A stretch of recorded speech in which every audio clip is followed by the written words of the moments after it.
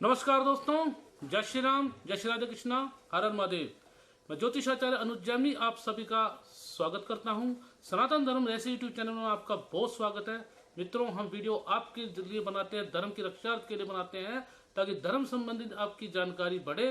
तो मित्रों, आपसे अनुरोध है, कृपया हमारे वीडियो को अधिक से अधिक शेयर कीजिए। यह हमारा अपना वीडियो नहीं है, आपका वीडियो, आपका अपना चैनल है। इस धर्म की लड़ाई में आप सभी के सहयोग हमें चाहिए। तो मित्रों, अब विषय पर आते हैं।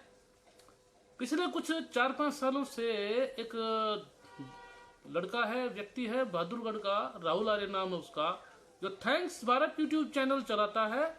और उसने थैंक्स भारत यूट्यूब चैनल के माध्यम से बहुत ही जहर उगली है हमारे धर्म के ऊपर, हमारे देवी देवताओं पर भद्दे मजाक उसने करे हैं। उसने कृष्ण भगवान का अपमान किया है, भगवती श्री राधा रानी पर आक्षेप किया है। उसने अब जो हाल ही में एक जो थंबनेल बनाया है और वीडियो बनाया, जिसमें लड्डू गोपाल का उसने विरोध किया है कि जिस दिन तेरा लाल गोपाल बन गया उस दिन तेरे को घर से भगा देगी।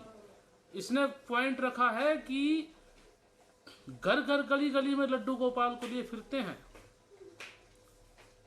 और जो कृष्ण का जन्म स्थान था वहां पर तो मस्जिद बन गई।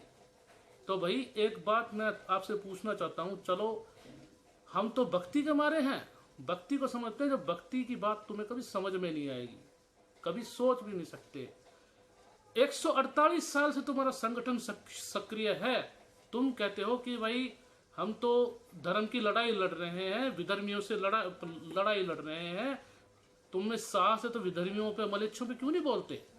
तो मेरा इनसे सवाल है कि 148 साल तुम लोगों को हो गए, तुमने मस्जिद की जगह मंदिर क्यों नहीं बना लिया? ये बताओ जरा। अपने इलाकों में तो तुम लोगों ने पिछले 30 सालों से एक भी मंदिर नहीं बनने दिया। मैं हरियाणा का ही वासी हूं, मुझे बेवकूफ नहीं बना सकते तुम लोग, ठीक है? अब तुम मंदिर बनने की बात करते हो, जरा अपने पड़ोस में होली तो पूजने दो भाई। तुम अपने पड़ोस में होली पूजन नहीं करने देते। तुम्हारे गांव में एक भी मंदिर नहीं है और तुम मंदिर की बात करते हो। चलो ठीक है, तुम्हारे मुंह से निकली तो सही कि वहां मस्जिद की जगह मंदिर बनना चाहिए, ये डिमांड है। परंतु क्या तुम मानते हो? तुम खुद तो शोभा यात्रा निकालते हो, तुम स्वामी दयानंद की शोभा यात्रा में तस्वीर लगा करके निकलते हो। तुम्हारी जो चिढ़ है जो मूर्ति पूजा से है, ठीक है, परंतु हमारे शास्त्रों में मूर्ति पूजा के भर भर के प्रमाण है। उस पर मैं जाऊंगा नहीं, क्योंकि तुम मानोगे नहीं।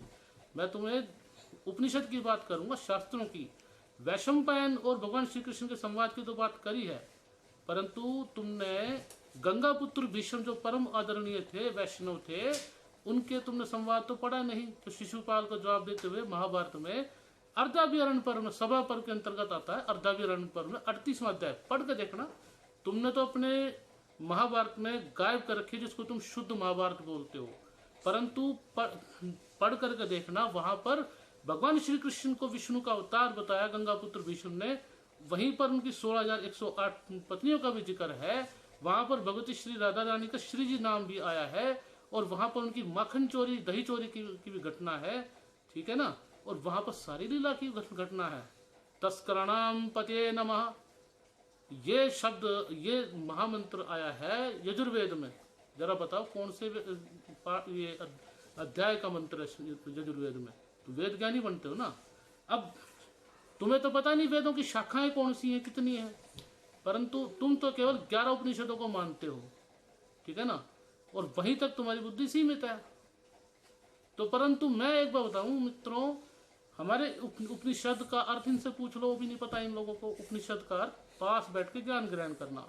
11 मुख्य उपनिषदों के अलावा हमारे यहाँ पर 1131 शाखाएं जो हमारे जो वेदों की थी, जो आजकल गायब हैं। उसमें मुख्यतः रूप से कृष्णोपनिषद हमारे यहाँ पर, वैसे तो वेदों के इनको ये भी नहीं पता, ये कृष्ण यजुर्वेद और शुक्ल यजुर्वेद को भी नहीं मानते ये लोग, ठीक है ना? माध्यनंदिनी शाखाएं आदि हैं, उनको भी नहीं मानते। शतपथ ब्राह्मणों का ये जिक्र करते। शतपथ ब्राह्मणों में कितनी घटनाएं हैं जो भगवान श्री कृष्ण की लीलाओं के बारे में है। कहते कि भगवान श्री कृष्ण बचपन में गुरुकुल में चले गए थे। कितने वर्ष की आयु में गए थे ये तो बताओ? तुम शास्त्र प्रमाण दे दो कि भगवान श्री कृष्ण जो है 8 वर्ष की आयु में गए थे जो कि तुमने अपने कपोल कल्पित उसमें किताब में योगेश्वर श्री कृष्ण में लिख रखा है। भगवान श्री कृष्ण कंस को मारने के पश्चात ही कृष्ण और भगवान कृष्ण और भगवान बलराम ये गुरुकुल में गए थे, संदीपनी गुरु के आश्रम में। उद्धव गीता तो तुम्हें पता नहीं है, जो भगवान श्री कृष्ण ने श्रीमद् भागवतम में उद्धव जी को जो ज्ञान दिया है, उन्होंने जो ये कहा भी है कि हे उद्धव, तुम पूजा करो, ये मेरे भक्त हैं, मेरे जन्माष्टमी रामनवमी को मेरी पूजा करें, मेरा जुलूस निकालें। यही कुछ भगवान कृष्ण के बारे में, उनकी पूजा, उनके अवतरण के बारे में गंगापुत्र भीष्म ने बताया है। कृष्ण उपनिषद जो ये उपनिषद है, जो कि अथर्ववेदीय परंपरा से संबंधित है, इसका शुभारंभ मुनिगणों एवं भगवान श्री कृष्ण के प्रश्नोत्तर के रूप में हुआ है। भगवान श्री राम के द्वारा कृष्ण अवतार ग्रहण करने की प्रतिज्ञा की गई। इसके अंदर पढ़ के देखना, तुम्हें मजा नहीं आएगा, तुम्हारा खून जलेगा, परंतु भक्तों को आनंद आएगा। इसी अथर्ववेद की शाखा परंपरा में श्री कृष्ण उपनिषद से गर्ग संहिता में वर्णन भी किया गया है। भगवान श्री कृष्ण ने स्वर्गवासियों को स्वयं वैकुंठ धाम को पृथ्वी तल पर अवतरित किया, और जो भी मनुष्य उन भगवान को जानता है वह समस्त तीर्थों के फल को प्राप्त करता है, और शारीरिक बंधनों से सदा के लिए मुक्ति प्राप्त कर लेता है। इसी फलश्रुति के साथ ये उपनिषद पूर्ण होती है। कृष्ण उपनिषद में सारांश में ये है। अब यहाँ पर भगवान विष्णु का, महाविष्णु की बात करी गई है।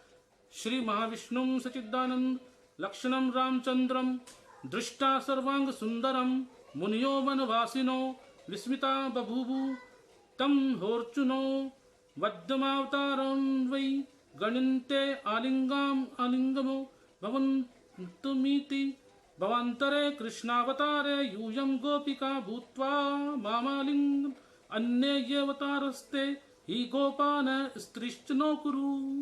यहाँ पर लिखा है, सर्वांग सुंदर सच्चिदानंद स्वरूप महाविष्णु के अवतारी श्री रामचंद्र जी को देखकर वनवासी मुनि बड़े आश्चर्यचकित हुए। उन्हें धरती पर अवतरित होने के लिए ब्रह्मा जी का आदेश होने पर ऋषियों ने उनसे कहा, हम सब धरती पर अवतरित होने को अच्छा नहीं मानते, हम आपका आलिंगन चाहते हैं।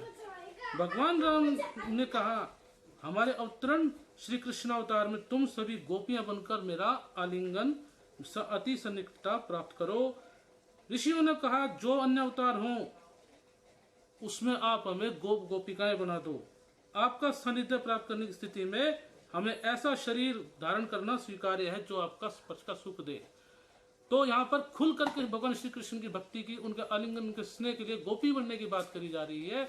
और अगर माताएं बहनें लड्डू गोपाल की पूजा उपासना करती, तुम्हारे पेट में दर्द क्यों होता है भाई?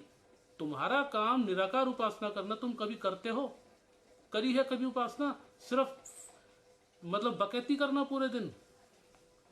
डकैती से बकैती सर्वथा बुरी है, ये सर्वथा सिद्ध है। इसी के साथ हम रुखसत लेते हैं, विदा लेते हैं। रुखसत तो उर्दू का शब्द है, तो भाषा पे कोई जोर नहीं, कोई भी आप पढ़ सकते। दिल में अपने संस्कृत और अपनी हिंदी मातृभाषा, अपनी प्रादेशिक भाषा होना चाहिए मित्रों। ये इस वीडियो को आप अधिक से अधिक शेयर कीजिए। हमें किसी से कोई जवाब नहीं देना, परंतु पहली बार हमारे मित्रों ने कहा कि इस राहुल आर्य को नाम लेकर के जवाब दो, तो मित्रों इसको बताना जरूरी था।